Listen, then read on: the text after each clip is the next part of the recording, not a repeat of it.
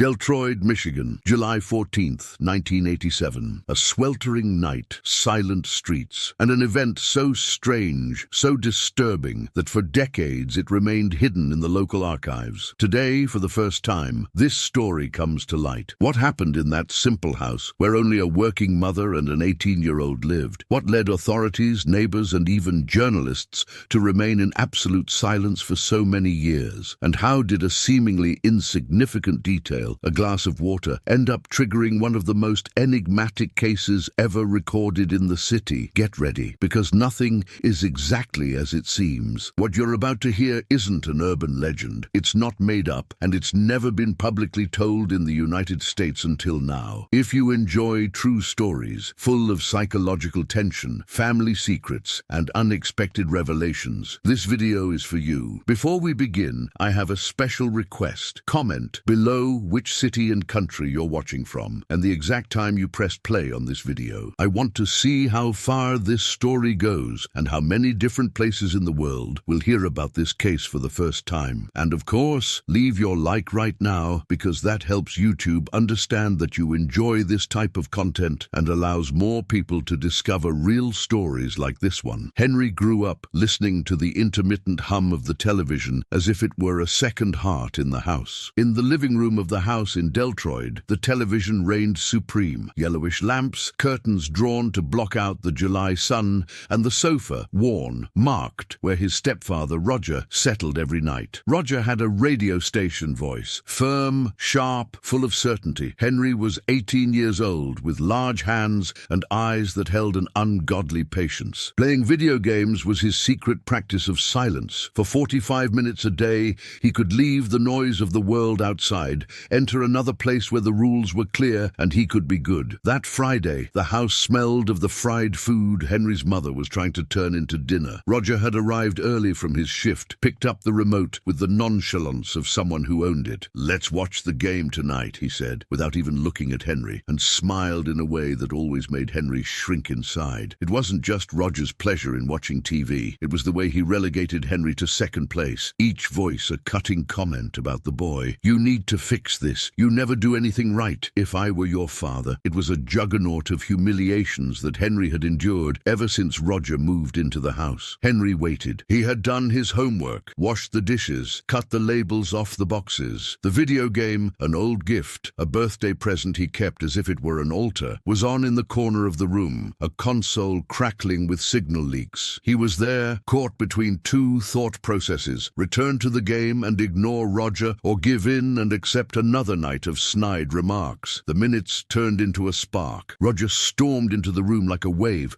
and without asking, grabbed the console by the cable, pulled hard, and threw it onto the living room table. "That's enough, Henry. I told you to put that down. Today I want to watch the fight, period." Television, Roger's priority, was an accepted fact. The video game, a childish instrument he liked to demean. Henry's anger wasn't blood. It was an accumulation of small humiliations that exploded in a single moment. The words Roger spoke, about laziness, about lack of ambition, reopened an old wound. Henry pulled the cord back. It wasn't just about the device. It was about all the times Roger laughed at him with the table full of other people, about all the windows Henry felt closing. Without thinking, Roger poured a glass of water he was holding onto the device, as if sealing the fate of a useless thing. The sound of the liquid on the plastic was louder than any scream. The device burned. The electrical noise made Henry dizzy. He saw Roger's face double, a man who thought he owned everything, including the person who lived under the same roof. Henry tried to regain control, tried to explain, tried to apologize in a way that sounded more convincing than his trembling hands. Roger, with a smile that was a punch again, pushed Henry. "You have to learn to obey. You don't even seem like my blood." The push wasn't enough to erase the rest. Henry felt something shift inside him in that flash. Not just anger, but a deadly realization that if this continued, he wouldn't have a life. The words mingled with the small memories: the lost father, broken promises, the mother working 2 jobs. He pushed Roger back. It was a stronger push, a misstep in strength and measure. Roger stumbled over the small table, hit his head on the corner, and collapsed. The world filled with sound for a second, the liquid, the shock, the silence that followed. Henry watched, not necessarily out of astonishment,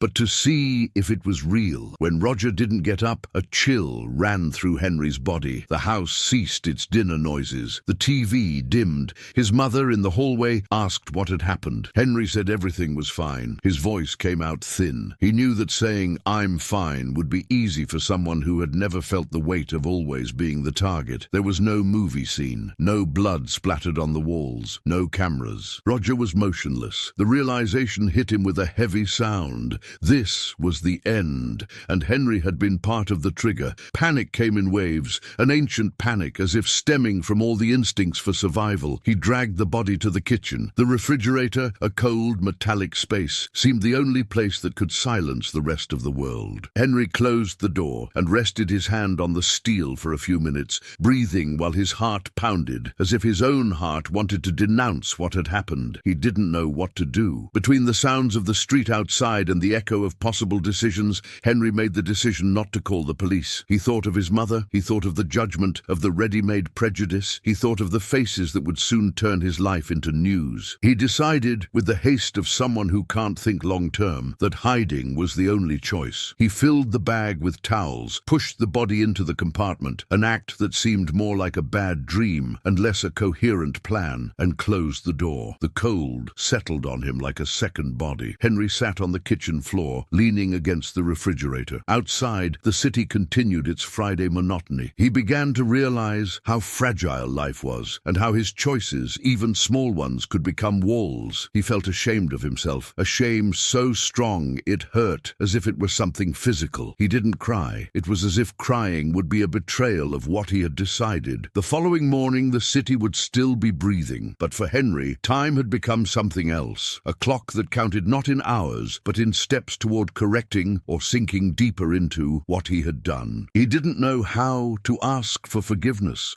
nor if forgiveness would be enough. He only knew that his life, until then predictable and full of insolent little notes, had been thrown off balance by a glass of water and by words that weighed like lead. The days that followed were made up of small, planned acts. Henry learned to move through the house, saying as little as possible, his breathing measured like someone carrying a thin glass that he couldn't drop. The refrigerator, with its constant hum, became a screen between him and the world. At night, when the cold from the compartment seeped through the door seals, he would close his eyes and imagine that the sound of the motor was that of a machine that was grinding not only his body, but also his past. The mother, Elaine, worked early and came home late. She was a woman with calloused hands and a firm hand, who made lunch for others and sometimes forgot to eat her own. After Roger moved into the house 2 years ago, she seemed to have succumbed to a new kind of weariness, a mixture of relief and resignation that dulled the brightness of her smile. Now, with her husband gone, that weariness has become something more vivid. On the first day, she entered the kitchen with a grocery bag and stopped in front of the refrigerator as if she sensed something was wrong. "Henry, did you call Roger?" she asked without turning her face. Her voice was neutral, but her hands trembled as she placed the groceries on the counter. Henry shrugged. There were so many ways to lie that seemed plausible. Everyone knew Roger liked to go out unannounced to visit a bar or a friend. It was the most sensible solution. He replied immediately, as if he were rehearsing a line. "I called last night. It went to voicemail." Elaine made a short, dissatisfied noise. She lifted the refrigerator lid and, taking out a container of leftovers from the previous day, frowned as if she sensed something out of place. The food was colder than usual. The container seemed out of place. Small discrepancies, a napkin out of place, a mark on the floor, began to accumulate like coins in a jar. Henry tried to correct them before they turned into suspicions. The neighbors were the kind of curiosity that settles in like dust, omnipresent and irritating. On the third day, Mrs. Morales from the apartment next door knocked on the door with a cake and the language of gossip. "Hey, moaning sound," she said as she entered, making a gesture with her head that in Deltroid meant, "I'm here to find out. I heard Roger didn't show up. Is everything all right with you guys?" Elaine forced a smile and offered coffee. Only after the woman left did Henry realize how difficult it had been to maintain a natural tone. The questions had a weight that begged for detailed answers. Where is he? Did you see him last night? Did he always go out at night? These questions had sharp edges that could catch any lie. At technical school, his classmates noticed that Henry was becoming more withdrawn. His part-time job at the the appliance repair shop felt like an anchor. He would go in, fiddle with wires, put on labels, count money. The shop owner, Saul, was a pragmatic man who liked to talk about football and tools. When Henry replaced a screw without a comment, Saul gave him a friendly punch on the shoulder. "You're acting strange, kid. Is everything all right at home?" "Everything's fine," Henry replied too quickly. His heart tightened, as if the words were made of glass and could shatter. At night, guilt would creep in, occupying every space in the small room Henry shared with his memories. He remembered Roger all night long, how the man would sit sideways at the table, running his fingers over the glass, opening his mouth wide to say something that meant nothing at the time. There was, in his stepfather's gestures, a desire to dominate that Henry never learned to resist. The dreams now were entangled with the smells of the kitchen. Henry dreamed that he lived in a house where the drawers responded when touched, that the refrigerator whispered secrets in code, that the whole city knew something he was trying to hide. The rope of sleep was fragile and showed its first flaws the next day. He arrived late to work, forgot tools, confused parts. At the shop, a wrong screw, repaired hastily, almost revealed his condition. Saul looked at him with the hardness of someone who notices when an employee is not fully present. Among the small tasks, Henry began cleaning the kitchen in the early morning. The house, which before seemed like a landscape given to him, became an object to be maintained. He removed any stains, rearranged dishes, placed cloths in positions that seemed natural. Each movement was an exercise in silence. The warmth of his hands prevented creaking. His breath made no sound. There was, for him, a childlike conviction that if the surfaces were perfect, the world would cease to notice the flaws. The mother clutched her chest one night and confessed that she was going to file a police report. Her voice was low but firm. Henry felt the ground shake. The idea of making a public statement was like lighting a candle in a powder keg. "I don't want them to think that we don't care," said Elaine. With tears, she seemed unable to let fall. "It's okay, Mom," Henry murmured. The lie was well rehearsed, but now it had holes, questions that demanded more than rehearsed phrases. He helped compose a speech, knowing that every word spoken in public would leave traces. To him, the report card was a line drawn in wax. It could be erased or melted, but it would leave a mark. Meanwhile, the body Henry had hidden in the refrigerator was far from being just a cold object. It was a presence that required maintenance, changing plastic bags, adjusting its position so it wouldn't be visible, checking if the door was properly closed. He knew that this was temporary by definition, something that wouldn't last without consequences, and the idea of a fix-it period consumed him. As the days passed, the semblance of normalcy he was forging seemed less convincing. The rookie detective Elaine had hired, a man in a suit who seemed to take the job more seriously because he got out of the house than because of any talent, asked questions that cut through the air around them. Henry answered with the composure of an improvising actor. The man took notes, looked at Elaine's calloused hands, at the furrows of expression on Henry's face. His gaze lingered a little longer on the young man's figure. There was curiosity, perhaps compassion, perhaps disdain, something more that Henry felt as yet another layer of judgment. Outside, the city continued on. The nights in Deltroid had a provincial rhythm, lights from buildings, the sounds of cars, voices repeating like refrains. For Henry, this rhythm was a metronome that reminded him of the beat of his own mistakes. He began talking to himself at night, elaborating arguments to justify everything. When he realized it, he would put his hand to his head and breathe, trying to find a point of equilibrium between what he had done and what could still be remedied. The refrigerator remained a secret that dripped with small cracks. There were visits, questions, rumors that rose like smoke. With each new interaction, Henry learned that hiding wasn't erasing, it was editing, and the more he tried to cover up a part of life's text, the more other lines emerged, demanding explanation. At the end of the chapter, as the Deltroid sun streamed through the gaps in the curtains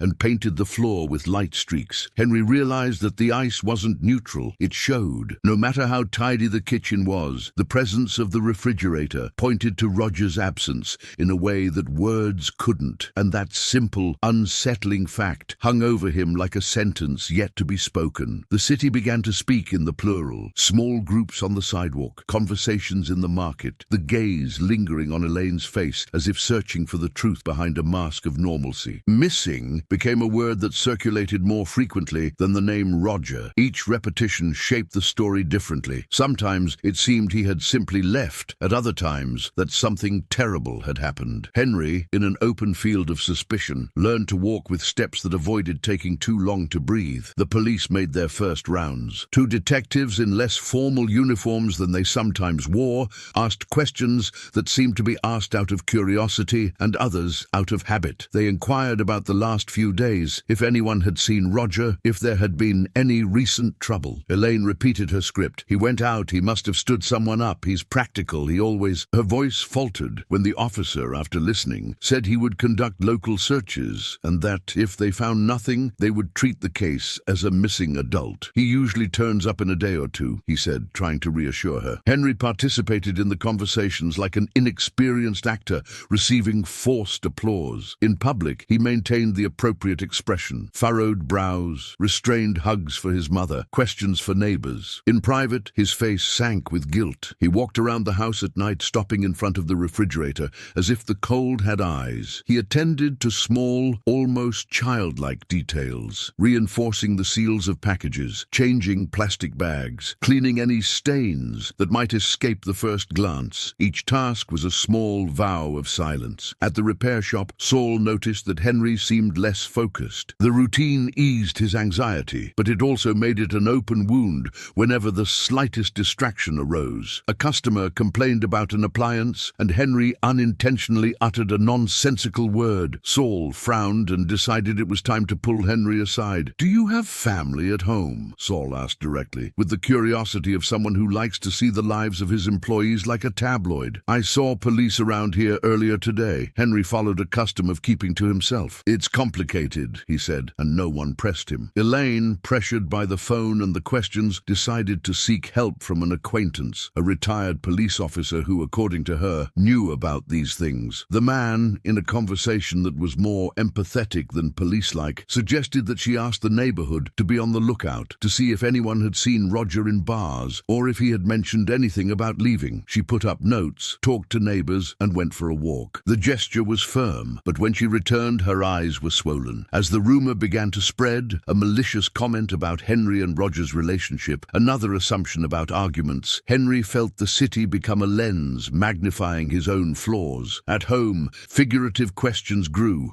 Who had a motive to do this? Who could possibly not miss them? The answers didn't come. In their place, there was only a biting silence. In Henry's room, the nights were filled with memories that danced with aspects of Roger's life. The words, the humiliations, the small aggressions that, added together, had the force of an engine pushing everything forward to a breaking point. He remembered when he was 12 and Roger had called him useless in front of friends. He remembered the doors slamming, the insults stuck in like pins. These memories didn't justify what he had done, Henry thought, but they helped explain the shape of his fury. It came from years of being pushed inside. A neighbor, young Luis, mentioned on the phone to his mother that he had seen Henry leave at midnight with a heavy backpack in the days following his disappearance. It was a small detail, but it quickly became news. The police recorded this and began to observe him with different eyes. Henry, confronted with this information, had a growing feeling that the pieces he had tried to hide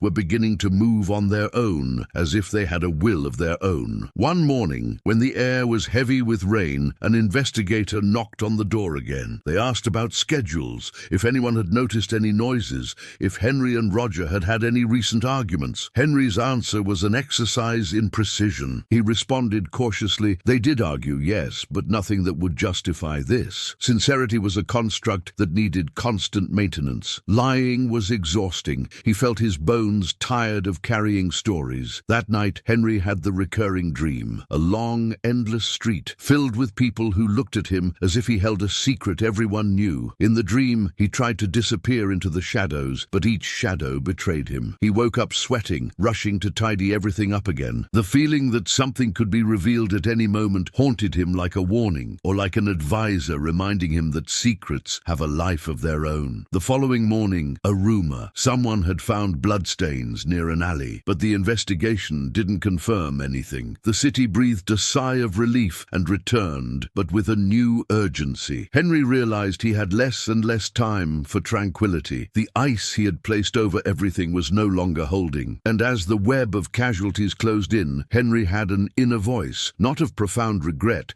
but of fear of what the truth, when it came out, would do to his mother, to his reputation, to the little hope he still held. He knew that lies were becoming burdensome. He also knew that the only chance to alleviate that weight would be to find some path that wouldn't destroy more people. But all possible paths seemed like records of defeat. The city, with its quixotic order, began to point to the idea that nothing stays buried, especially when it's human enough to be remembered. The guilt began as a lump in his throat and slowly became a spectre that altered Henry's perception. He began to see Roger in everything, in a TV commentator, in a man laughing loudly at the bakery, in the driver who sped off abruptly, small mirrors reflecting an image of a past he couldn't undo. His work at the repair shop, once a refuge, transformed into a machine where Henry performed mechanical repairs while trying to mend his own broken wrist from the inside. The remaining relationships, few but sincere, began to crack. Tony, a school friend and co-worker, noticed that Henry was avoiding his invitations. One afternoon, while closing the store, Tony approached him with the nonchalance of someone who believes that conversation solves problems. "Dude, you disappear. If you need anything, just talk. I'm not everything, but I listen." Henry tried to smile. He wanted to confess, if only confession would erase his guilt. Instead, he murmured that he was tired, that he had problems with his family. Tony didn't insist, but his friend's retreat hurt more than anything else. Isolation became a bag where Henry kept his fears and rationalizations. The mother began to establish a routine of inquiries, phone calls to friends, searches on social media, conversations with relatives who lived in other cities. Elaine, her face increasingly marked by exhaustion, began to ask questions that carried the weight of suspicion. "Did you tell everything, Henry? Isn't there anything you're hiding?" The question, uttered in a tone of pleading for reassurance, struck Henry like a blow. "I told you everything, Mother," he replied,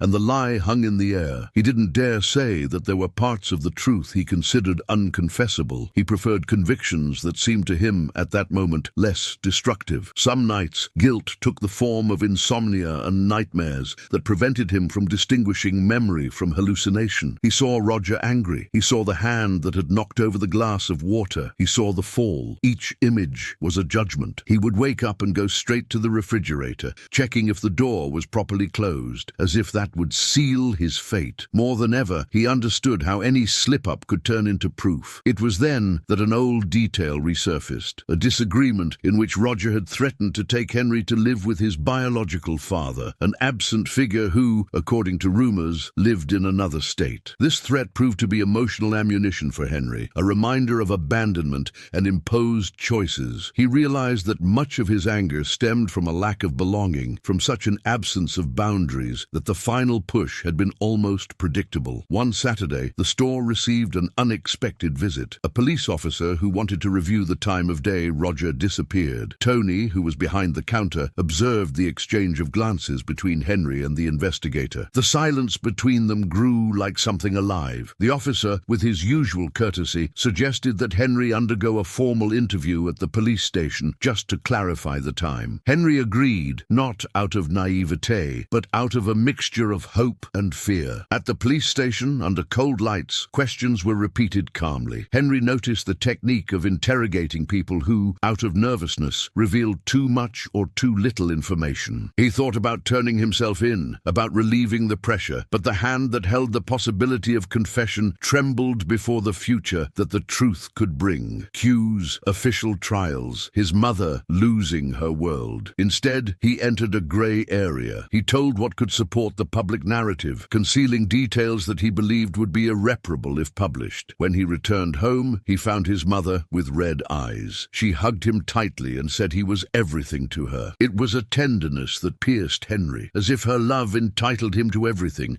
but it also added a sense of responsibility that crushed him. He began to think of alternatives, running away, moving to another city, disappearing as Roger supposedly had done. But each plan required resources he didn't have, and above all, it required hurting again the one he loved most. Social pressure intensified. In neighborhood networks, mentions and gossip turned a disappearance into a spectacle. Henry felt as if he were inside a glass bubble where people threw questions and judgments. The stigma affected his mother more than anything else. Stares in lines, different treatment from the administration of the technical school where Henry studied. his proud and hard-working mother began to lose orders. The bills, always tight, became even harder to manage. At a dinner that should have seemed normal, Elaine let slip that she had hired a private investigator. Henry's reaction was immediate and visible, a mixture of anger and fear. "Why?" he asked, his voice trying to sound calm. Elaine explained with the simplicity of someone who can no longer outsmart life. "Because I need to know, Henry. I can't live without it." Her tone sufficed. The detective, a man with dry manners and a weary look, brought home questions and promises that couldn't be guaranteed. He went to friends' houses, knocked on doors, asked questions that felt like needles pricking Henry. Each answer Henry invented to explain Roger's absence had to withstand scrutiny. The possibility that the detective might find something disconnected from the versions Henry had created made his heart pound. At work, his emotions affected his ability. Henry made a mistake that cost him a part and received a reprimand from his boss. The mistake was small, but the consequence was great. Fear of losing his job, a shadow of instability that seemed to follow his every action. The feeling of impending ruin intensified. When the town began to wonder if Roger had left or been the victim of a crime, Henry began to wonder what the real price of his freedom would be. How much would he have to reveal before his mother, the law, the community, and what punishment could he deep down endure without losing what remained of his life? It was as if the neighborhood had become an invisible court. Cafes became courtrooms, and the corner market, the platform where opinions were bought and sold for a few minutes of attention. The local press, hungry for human narratives, began circulating stories about disappearances. Some reporters wanted faces and scandals. Others sought to understand the effect of the event on the family. The presence of cameras had a corrosive effect on what little privacy remained. Henry began to be observed differently. When he crossed the square, children who had previously greeted him or smiled now looked away. Adults, more discreetly, made comments that permeated Elaine's daily life. The mother, whose work depended on trust, began to feel the direct effects: cancelled orders, clients apologizing for not being able to help. It was an ostracism that functioned like an open wound. The police, once cordial, became more technical. Forensic examinations, small surveys, samples, checks on financial records began to take place. The house underwent a formal inspection, with forensic experts collecting fingerprints and searching for signs that could be relevant. For Henry, each visit from the forensic team meant an attempt to transform his secret into evidence. He erased his life like someone trying to erase inscriptions on a wall that insist on reappearing. The private investigator brought two new facts: security camera footage from a gas station showing a car similar to Roger's passing by a nearby street at odd hours, and the fact that an acquaintance of Roger's said the man had been arguing about an old debt. These elements opened new avenues of investigation, and the police redirected some of their attention to external contacts instead of focusing exclusively on the family. For Henry, it was a momentary relief until he discovered that the external narrative could, equally,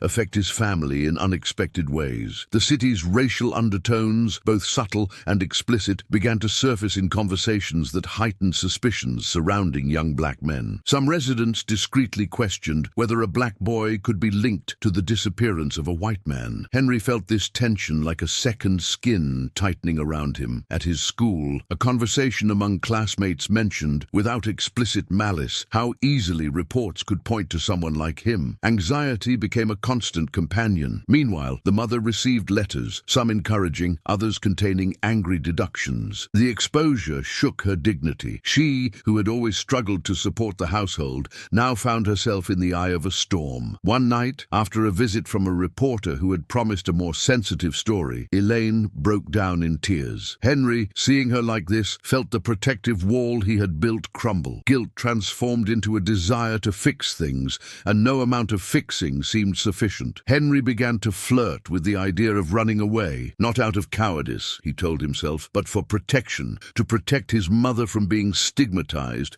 to protect his friends from suffering because of him. He devised simple, primitive plans: take a bus at night, disappear for a while, send a letter vaguely explaining why he needed to leave. Each plan was accompanied by images of loss: his job, the little money he had saved, his mother's face, and these costs made him give up. Staying was a prison. Leaving seemed paradoxically the same thing. The pressure mounted again when the police, through a warrant, requested access to Roger's financial records and some of his contacts. contacts. The card reader at the repair shop was called in for questioning. There was suspicion that someone might have used Roger's cards. Henry had to explain schedules, confirm alibis for himself and his mother. Every answer was carefully calculated. On a grey morning, someone left a note taped to the gate. "If you know, speak up." The signature was anonymous, but the intention clear. The effect on the mother was devastating. She looked out at the street as if awaiting the arrival of a private judge, not neighbors. Henry then understood that the community wasn't just seeking justice, it was seeking confirmation for fears and narratives it already possessed. Collective fear was corrosive. The private detective confirmed that the investigation had reached a point where, if there was no progress, the police might consider Henry a person of interest, not because of direct evidence, but because of his proximity and lack of convincing explanations. It became clear to Henry that time was against him. Social pressure and police technique were colliding, and the more they collided, the more his freedom and his mother's life were in danger. At the climax of this chapter, Henry finds himself confronted by the gaze of the shop's welder, a robust and inexplicably approachable man who decides to confront him on a deserted street. The man, with a low voice and restrained gesture, offers help. "If you told someone something, you'd better talk to me before you talk to the police." It wasn't an explicit threat, but a silent pistol whirling in the air. Henry understood that his world had become a minefield where every step could trigger an explosion. In the end,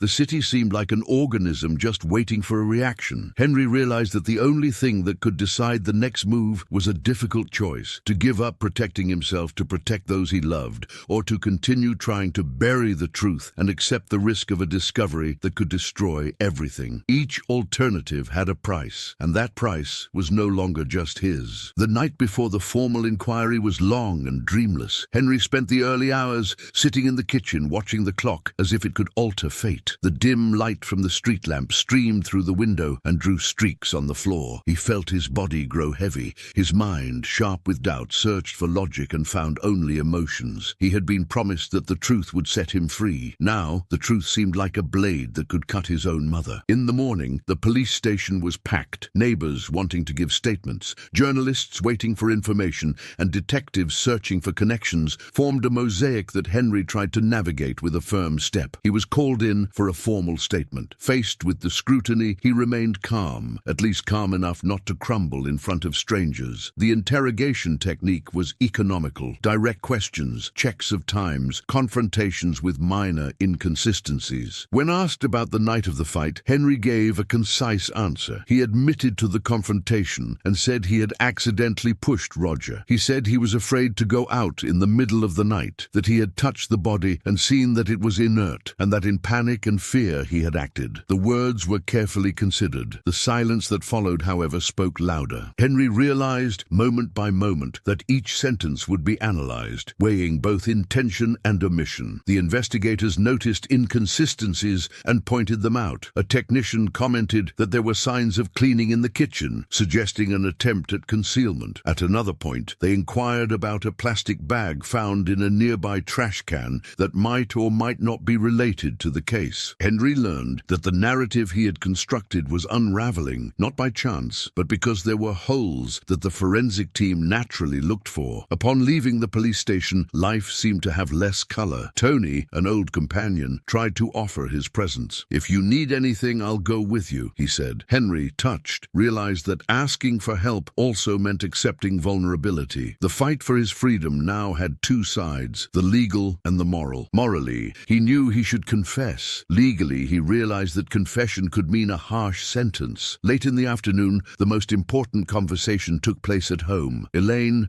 her face etched with worry from nights of sleep, sat at the table and asked directly if there was something Henry was hiding. The question carried the weight of a mother who needed to know to survive. Henry saw in her face the most important person in his life, the one who had already sacrificed so much, and he had to decide. The confession came, but not in gratuitous details. Henry decided that to protect his mother from living in the shadow of the crime, he would tell the essential truth. He recounted that there had been a fight, that Roger had fallen, that in panic he had moved his body to prevent the slightest sign of disorder from turning into ruin for the family. He omitted, because of the trauma and horror he felt in remembering, details that he knew would be impossible to repair. He gave the version he considered least destructive. He admitted guilt for pushing and subsequent omission, but not premeditated intent. Elaine listened, cried, and then collapsed in an overwhelming mix of love and reproach. "Why didn't you call the police?" she asked between sobs. Henry tried to explain his fear of judgment, the reasoning that had held him captive. "I thought I could fix it. I thought we could. I know I was wrong." The discussion was profound, human, and devastating, one in which forgiveness and reproach intertwined. Henry's decision to voluntarily present himself to the police chief for questioning was the turning point. He made an appointment with his lawyer, sought legal assistance, and decided to cooperate with the forensic investigation as much as possible. It was a gesture that, however risky it might be, also demonstrated an attempt at rehabilitation. However, the judicial system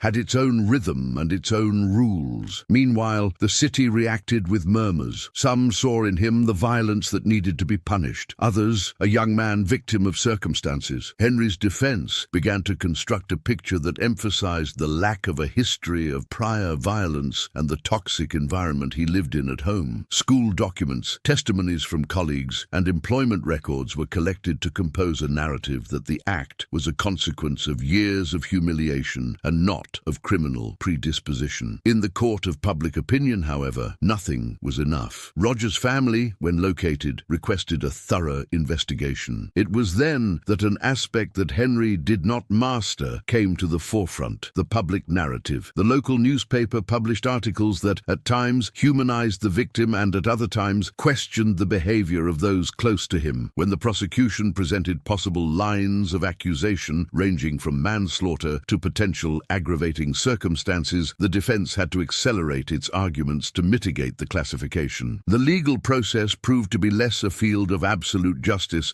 and more a mechanism in which evidence, interpretations, and compassion were often arbitrarily mixed. Henry saw his life divided. On one side, his childhood, his mother, the friends who resisted. On the other, the trial that demanded concrete evidence and did not accept half-truths. He had to face the possibility of punishment, and also the possibility that, even if released for lack of evidence, he could never erase what he had done. The final decisions came with the heavy pace of the system. There were hearings, testimonies, and reconstructions. The process took months, and each session was a reopened wound for Henry and Elaine. The city watched with interest. Humble parts of Henry's life were exposed to the public, and with them, what remained of family privacy. The defense attorney filed a motion for leniency based on a history of psychological abuse and the absence of a criminal record. The prosecution argued that concealing the body constituted a serious attempt at obstruction. During the investigation, elements emerged that changed the dynamics. Camera footage showing Roger leaving the house at night on another occasion, testimonies from acquaintances who recounted their verbal arguments, and expert reports confirming the absence of clear homicidal intent in that initial incident. The forensic analysis concluded that the immediate cause of death did not point, without absolute doubt, to premeditated, intentional aggression. There were elements that corroborated an accident in the context of physical aggression, but also articulated the subsequent omission as incriminating behavior. The distinction between guilt by direct action and guilt by omission became the central focus of the trial. The court ultimately decided on a sentence that reflected this moral ambiguity. It recognized Henry's responsibility for omission and negligent conduct during the incident, culpability that demanded a penal response, but also allowed for mitigating factors. The sentence combined a period of detention with socio-educational measures, mandatory therapy sessions, community service, and a rehabilitation program that included intensive psychological support. For many in the city, the outcome was insufficient. For others, it was a recognition that human life cannot be reduced to Manichaean dichotomies. The mother, Elaine, with her face scarred, attended the hearings and, on several occasions, made emotional pleas for clemency. Her life, a story of struggle, work, and compassion, weighed heavily on the judge's decisions. The relationship between mother and son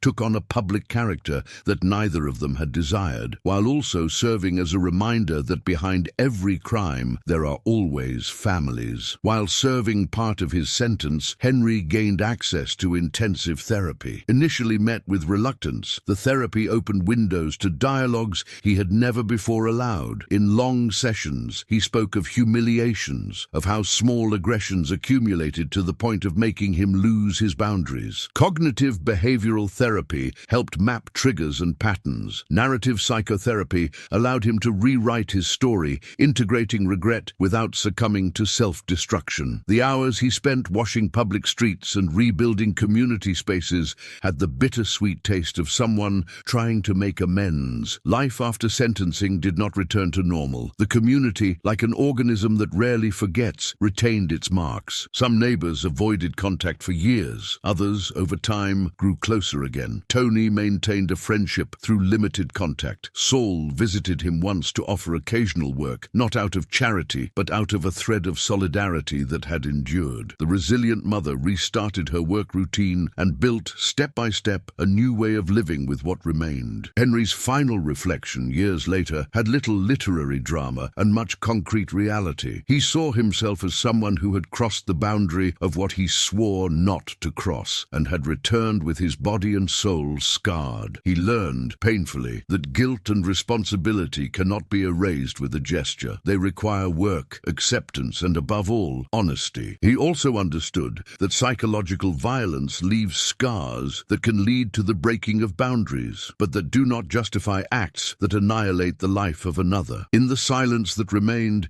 between visits from his mother and hours of therapy, Henry built a routine of small acts of reparation. Visits to community programs that taught young people about anger management, participation in support groups, and technical work in electrical maintenance, which, although modest, restored his sense of usefulness. The feeling of humiliation that once weighed him down transformed into a sense of responsibility towards those who, through his efforts, might not repeat his mistakes. Deltroid's story didn't end majestically. It ended with a sad realism. Lives changed, judgments made, a mother leaning back in her chair acknowledging that she had lost many dreams, but that she still had her son. There was no magazine-worthy redemption, no mythical absolution, just a landscape of consequences where wrongdoing was acknowledged, and slow reconstruction made it possible to continue. In the final paragraph, Henry looks at the old refrigerator in his mother's kitchen, now free of the secret that kept it hidden for so long. He touches the cold surface as one might touch a mirror. There is no magic that can erase the past. There are only choices made from now on. And it is in these choices, small and persistent, that he places the rest of his hope.